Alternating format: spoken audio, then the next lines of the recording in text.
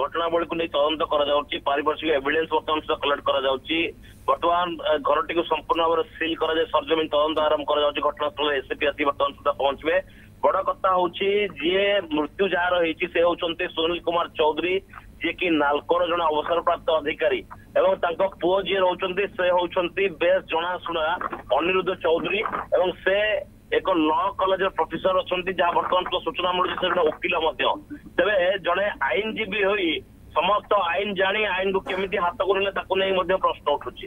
बड़ी भोर निज बापा को छुरी भूसी भूसी हत्या कर पछर कारण कौन रही बर्तमान सुधा अस्पष्ट रही। अनिरुद्ध कौन कारण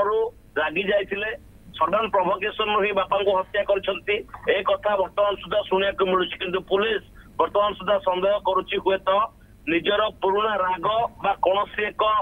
गंडगोल रही हुए तो जमी जमा होता पारे से दिगरू बर्तमान सुधा तदंत कर पुलिस सन्देह कि बर्तमान सुधा जमी जमा कारण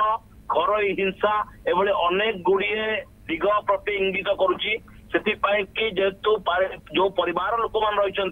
मानसिक स्थिति बर्तमान सुधा ठीक ना किंतु पड़ोशी मान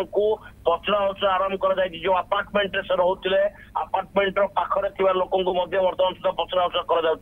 मृतदेह को बर्तमान सुधा कैपिटल हॉस्पिटल रखा जाए परिवार जन जड़े सदस्य बर्तमान कैपिटल हॉस्पिटल पहुंचती किंतु जो कह छुरी भूसी भूसी जड़े पुओ बापा को हत्या कला घटना निश्चित भाव में सारा राज्य में बर्तमान सुधा चांचल्य खेल कथा खेल